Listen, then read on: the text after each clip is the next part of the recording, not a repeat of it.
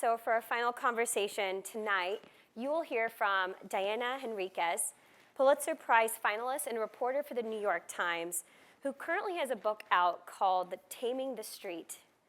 She's going to be joined by Dana Mattioli, also Pulitzer Prize finalist and reporter for the Wall Street Journal, and the author of the book that we're going to be discussing today called The Everything War, Amazon's Ruthless Quest to Own the World and Remake Corporate Power. So, for those of you who are attending in person, if you haven't had a chance to do so, these books are available to you outside by scanning your QR code, and they will be sent to you. So now please join me in giving a warm welcome to our speakers. Thank you so much, and thank you all for joining us today. I can show you at least one of these books, which is what I have been devouring over the last several weeks. Lucky to get an advance copy. My new book is called Taming the Street, The Old Guard, the New Deal, and how FDR's fight to regulate American capitalism. And antitrust issues loomed very large in Roosevelt's concerns about the kind of rapacious, unregulated form of capitalism that he had seen emerge in the 1920s. Well, if he could read The Everything War, it would make his blood run cold, because he would have no concept of any American corporation as ubiquitous and as powerful as Amazon. So I'd like to start, Dana, by asking you to tell us how we should measure Amazon's power and reach in both the online economy and, please, in the economy in general as well. Great. Well, thank you for the kind introduction. So Amazon.com started in 1995 as an online bookseller. It revolutionized the way we shop for books, and this is a time when the mall and superstores reigned king. Main Street was alive and bustling. And it didn't stop there. That was just the first area it went into. It really started to expand into all corners of retail with their marketplace of sellers from all over the world. But Bezos' ambitions ran much deeper than that. He told his team that he wanted it to become a daily habit. He didn't want people to just go to Amazon.com once a month for a book or paper towels. He really wanted the company just ingrained in their lifestyle. And there's a scene in the book that I think is really emblematic of that. It's 2006. Amazon's like a $19 billion company. It's known for widgets and books and other things, but the CEOs of the apparel companies are dismissive of it. They think that the consumer would never stoop to buy her clothing from Amazon. They want to touch it and feel it and try it on. So there's this gala in Manhattan, and Bezos shows up. It's a very clubby crew of CEOs that go every year. You know, the CEO of Macy's and Nordstrom. This is fashion industry people. Exactly, yeah. Right? And Bezos is there, and one of my sources sees him at the bar. And my source is the CEO of Lane Bryant and Dress Barn and traditional clothing. He says, "What are you doing here?" And Bezos says, "Well, your margin's my opportunity." And I think that just really spoke to his mindset. Yeah. Cut to today, and you see that play out. It's not just the world's biggest online retailer. It commands 40% of all online shopping in the US. It's the biggest cloud computing company in the US or in the world. It's the third biggest digital advertiser. It commands 82% of ebook sales. It's the biggest parcel delivery carrier in the US, and then on and on and on. It's a logistics company, a healthcare company, a podcast maker, a Hollywood studio. You know, in the middle of writing this book, it bought my doctor's office, it bought One Medical, so to show you its scope, right? So he really did achieve that daily habit. It's really ingrained in everyday lifestyle, and it came at a time when most of corporate America was deconglomeratizing. You know, there was a sense that that structure does not work anymore. The activist investors came knocking and said, "We want you to right size. You know, there's a conglomerate discount. This is not working anymore." So GE broke up. All these companies broke up, and Bezos built. And it served them well. And in some ways, it's their secret sauce because of their size in all these areas, people have to work with them.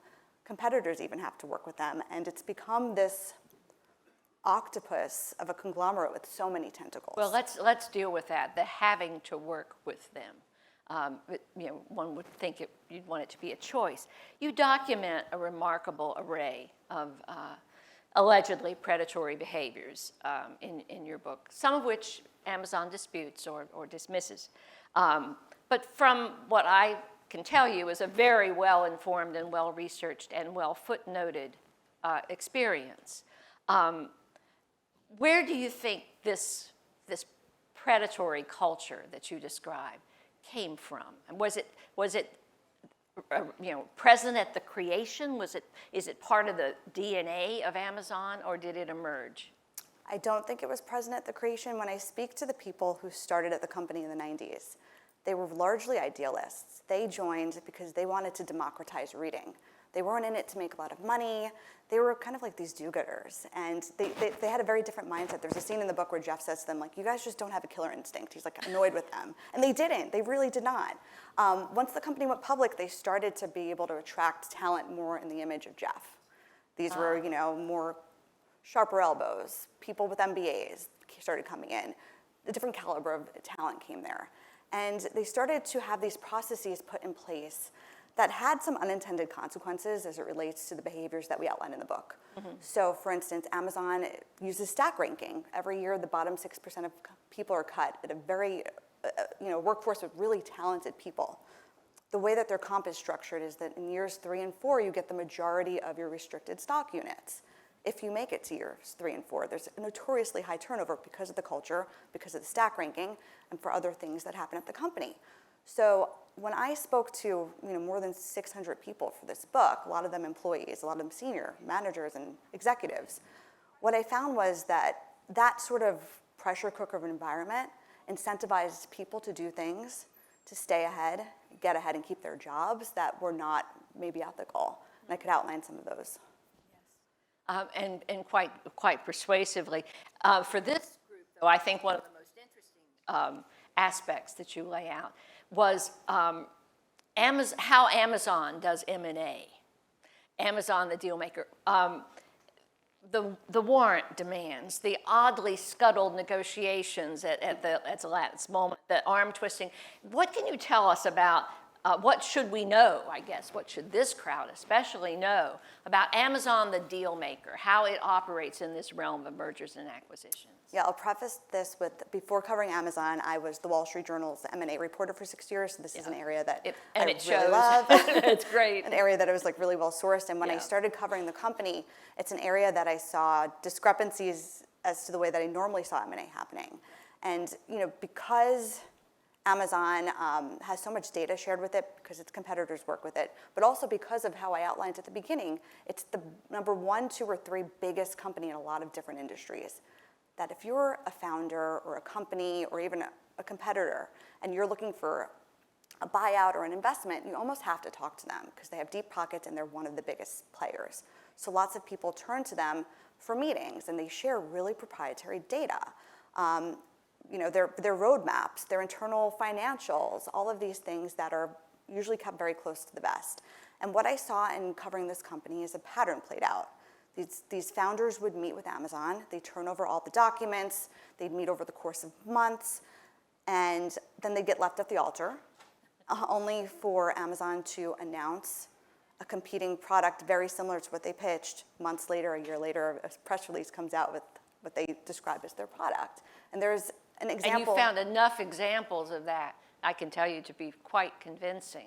I mean, it's sort of like your worst nightmare of ghosting. You're so excited, you're having this negotiations with Amazon, and you're opening your kimono and showing all that you can show, and then they don't return your calls. Yeah, we actually, one of the challenges with the book was paring down which examples to show, because we had so many. And one that really stuck with me is a company called Nucleus. It was founded by this rabbi in Philadelphia, a Harvard law grad, a dad, basically. And he was having trouble keeping track of his kids in his townhouse in Philadelphia. And he wanted to get an intercom system with a camera so he could see what they were up to. And he wanted to research it, and largely what existed on the market were, first of all, $3,500, and they hadn't changed from when he was a kid and his parents had an intercom system. So he thought there was a space to create a $300 version of that was more high tech. So he goes out and creates that with some co-founders, and they get to the point where they're looking at a Series A investment. And at this point, the Alexa Fund has launched. It's Amazon's venture capital arm, And when you're a founder going up and down Sand Hill Road looking for an investment, you often don't have to worry about the VCs possibly learning about your idea and using it to compete against you. But he takes these meetings, and the Alexa Fund and a few other VCs invest in him. And the other VCs are a little bit wary. This is one of the big first Alexa Fund deals. They're saying, like, are we letting a fox into the hen house? Should we co-invest with Amazon? But they do it. And the founders of the company were also a little bit wary, but they get all these reassurances from the head of the Alexa Fund that Amazon's not going to create any sort of competing product. And there were some legalese in the contract that they went over, and they were assuaged. So they signed on the dotted line. Amazon gets a board observer seat, and they start getting even more information. And what happens next is 8 months later, one of the founders gets a phone call at night, and it's an Alexa executive with an apology saying, I'm sorry, we're going to be announcing something tomorrow. Just wanted to give you a heads up. And it's something almost exactly like what they've been working on. It's called the Alexa Show. It's an Alexa with a video camera that does a lot of the functionality of the Nucleus product. And they're just furious. They get dropped by Home Depot immediately. Lowe's drops them, right? All of their seller accounts disappear. Leaving them ever more dependent upon selling it through Amazon. Right, if they can, but they can't. If they can. Right, so they pivot. They can't compete on price. They try to sue Amazon, which most companies don't even think about doing because they're so well capitalized, and it could bankrupt you. They get a very small settlement. And today, they used to be worth like $40 million. They're now worth a pittance of that. And it's pretty much a non-existent company in the healthcare space. And another thing that people in this room might find interesting is what I found in reporting these chapters is that Amazon has protections built into that process that do protect them from like legal liability here. They rely on something called a residuals clause, which on its face sounds kind of boring, but in every NDA... Not to this crowd. Not to this crowd. But in every NDA that a seller has to sign, a founder or a partner has to sign, there's a residuals clause that says, basically, anything retained in the memory of an Amazon executive at a meeting where you're sharing confidential information could be used without penalty. And one of my Amazon sources kind of described that as a get-out-of-jail-free card. It really is astonishing, the examples that you have here. You open the book, though, with one of the more poignant effects of Amazon, which is what it did to the world of booksellers, what it did to the world of retail in general. I just wanted to take you back a little bit to, as you're describing the heft and the might of Amazon, it has frequently claimed that, we create jobs, we create jobs. What's your own impression of the, on balance, economic impact from employment with Amazon? Listen, there's no doubt that Amazon's a major employer. They're the second biggest employer in the country, private employer. But there's been also other effects from the company, and I have some stats here I could share. Thanks. Okay. So a report conducted by the American Bookseller Association in 2018 said that Amazon led to a net loss of 700,000 retail jobs. That's a lot of retail jobs. And then between 2001 and 2017, 500,000 department store jobs disappeared. That's 18 times more than were lost in coal mining during that period, which says something. And that's just the retail sector, right? Right. There's many arms of this octopus where it's also gaining a lot of power that have had ramifications for the employment markets. And what economists that I spoke to for the book say is that, yes, Amazon has 1 million plus employees, but the vast preponderance of them are in warehouse jobs.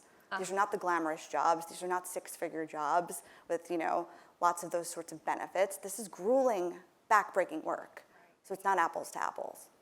Well, and in the in your story of the predatory behavior that you lay out, you note the speculation that the FTC would inevitably step in. There were congressional hearings, which you detail, which were difficult for Bezos to accommodate, and that there was clearly going to be some FTC action.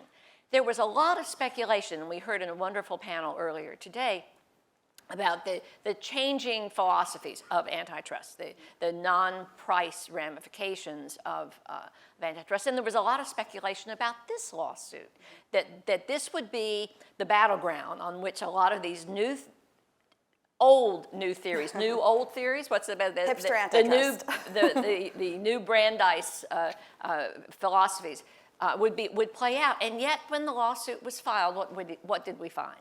A fairly traditional. It was about consumer welfare standards. Yeah. Tell us what the Yeah. FTC suit alleges for those who may not Sure. be deeply So familiar in with it. September, the FTC sued Amazon for being an illegal monopoly.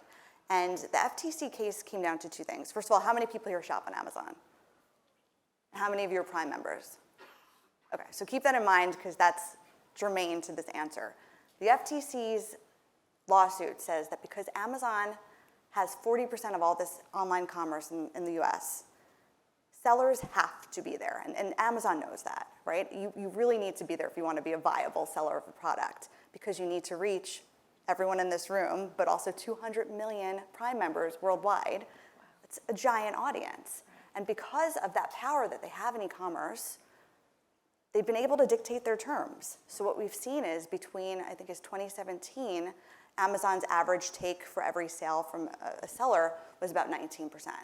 Today, it's about 45%. So almost $1 out of every $2 that a seller makes in revenue on Amazon goes to Amazon. They pay to Amazon. Yeah, so it's become a bit pay to play. This was revelatory to me. I mean, Yeah. I was astonished by some of the economics that you described Exactly. in the book. So in addition to getting a cut every time you sell something on Amazon that goes to Amazon, you have to really pay for ads in order to show up among millions of sellers on the site. If you want to have a Prime badge, you have to have FBA, their logistics program, Right. which you also pay another fee for, and that's just really ratcheted up. And Amazon knows they could levy these fees. And it's become untenable for a lot of sellers. There's a seller in the book who just like depicts this perfectly. He took over his dad's family business. They make big plastic buckets. It's not a sexy business, okay? He gets them for $3 from China, or his manufacturer, I think it's in China. And after all his fees, in order to be viable, he has to sell them for $30 each. And he does something like $10 million of business on Amazon, but after all the fees and the overhead, he gets $30,000 in profits. So he's been squeezed. Right. And what does he have to do? He's had to raise prices to offset that. And that's the crux of the FTC's case against Amazon. That So all it's these just a fees, traditional, you're hurting consumers with higher Exactly. prices argument. but then it goes a little bit further. But the most interesting part of the FTC suit is they're saying Amazon's fees and structure and power over sellers is not just raising prices on Amazon.com for consumers, it's raising prices throughout the whole online economy.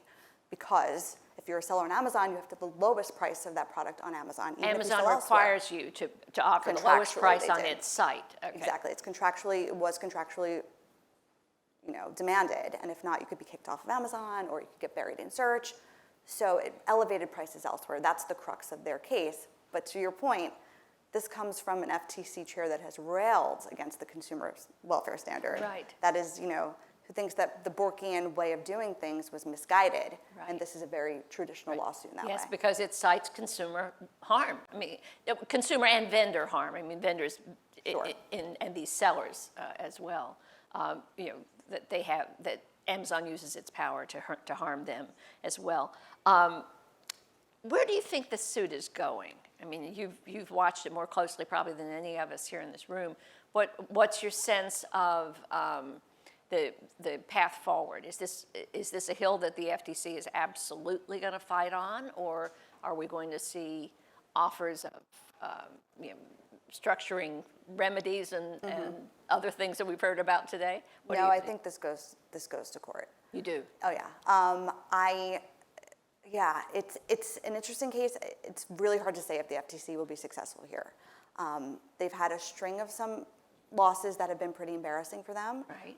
But I would say on some of those are more novel fringe theories. It wasn't like a traditional case like this.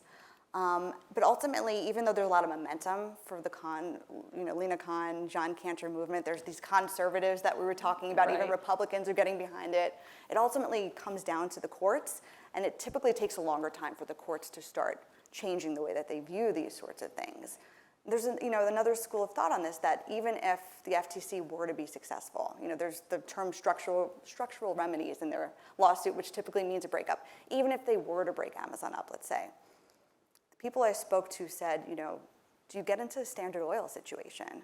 The Supreme Court broke up Standard Oil in the 1900s, 1911, and for being a monopoly. into 30-something businesses, but the company only gained more power. Those businesses grew in value. Right. They were actually worth more apart than as a whole because they had become so established, right? So there's a real question mark around that. Yeah. And of course, similar things with the AT&T breakup that I remember from my years as a young Baby reporter, Bells, right? the Baby Bells, similar. So, and given how disparate many of Amazon's businesses are, they would still remain major figures, even if they were spun off, major figures in many of these other business sectors. So it's uncertain. Let me ask you about retail antitrust more broadly. What does this lawsuit tell us about where the FTC may be looking at, to go with respect to retail, online retail, and technology antitrust in general? Well, the big tech has been a big focus of both of the agencies, I would say, with mixed success. I think what's fascinating about this period in time is, I spoke to a lot of the earlier retail CEOs from the 90s and 2000s about Amazon's rise to get their takes and about the uneven playing field and all these things. And so many of their mergers back then were blocked. If you think about I think it was Staples Office Depot or this in that area and the Rite Aid deal, and these mergers were blocked, and they're really bitter about that. They say that the agencies at the time didn't understand how big a threat Amazon was to us. So they stopped us from having these synergies and from combining. And a lot of those companies obviously aren't doing so well anymore, right? So there's a lot of complaints on that front when I speak to those sorts of CEOs. I mean, just on the other side, in terms of structural remedies, from Taming the Street, I recount the experience that drove FDR to get the enactment of the Public Utility Holding Company Act, which was, yes, they broke companies apart. They broke some of these giant utility conglomerates who had the power to decide who could turn on a light switch and who couldn't in the entire country. And Roosevelt felt that was just too much economic power for these huge conglomerates to have. There were 3 companies that controlled a ridiculous percentage of all the power output in the company. Well, the Public Utility Holding Company Act allowed the SEC to require the restructuring of those utilities, and that was one that actually worked. There's some interesting research that was done later in which it was theorized that the U.S. economy remained far less oligarchic for decades after the Second World War compared to developed Europe because of the changes that were enacted under the Public Utility Holding Company Act that broke up conglomerates that were on their way to becoming oligarchs in our economy. So it can work, but it'll be interesting to see how far the FTC is willing to take this. That sort of comes full circle because when you think about the rise of Lena Khan, she made her name in this 2017 law review article that miraculously went viral, saying that the antitrust laws, the way they were being interpreted, could not regulate companies like Amazon, that they either needed to be revised or go back to a different way of thinking pre-Borkian, or they should be regulated like public utilities. Right. So I saw that in your book, and I was intrigued by that because that was always the dispute about how to regulate public utilities. And the conclusion there was found, of course, that these utilities were too big for states to regulate. Right. And it had to be the federal government to do it. And so let's talk a little bit about that Washington experience and the time we have left. You detailed the legislative effort to respond to the disclosures in congressional hearings and in some of your wonderful stories in the Wall Street Journal to deal with some of the predatory behavior that was identified with Amazon. What happened in Congress, and where do you think any legislative effort, any legislative response to this is going to go? What role will Amazon play in shaping any congressional outcome that we see? So Congress had a big bipartisan investigation into big tech, including Amazon, but also Apple, Google, Facebook. And it was a 16-month investigation. It put out a massive report calling each of the companies a monopoly. And then they drafted legislation, but it just never went anywhere. Well, that was an interesting tale. I mean, I was thinking page after page, oh, this is going to get... I don't remember that being enacted, though. Wait, I'm sure I would have remembered if that bill got signed. And then... But you really see the lobbying might of these companies on display. Yeah. And it's kind of interesting because, Amazon was really late to lobbying. They thought of themselves Well, as they this scrappy startup, even when they were like a $200 billion company. Right. So they got a late start on that, and they hired Jay Carney from the Obama administration to head up public policy and PR. And they went on this massive hiring spree and became one of the biggest lobbying companies by spend in the country. And you see just how they could turn that on in a situation when Congress or regulators are coming for their business model. How did their power with consumers affect that battle? Yeah, so in the middle of some of these battles with Congress when they were proposing legislation, Amazon really galvanized its base. It had sellers and also customers calling their legislators saying, please don't pass this legislation. We love our Amazon Prime. They were all worried about their Prime. Well, they had, Amazon had kind of distorted what the bill would do. They did. They put out a but perception. claiming that, it's going to take away all the Prime that all you people put your hands up for.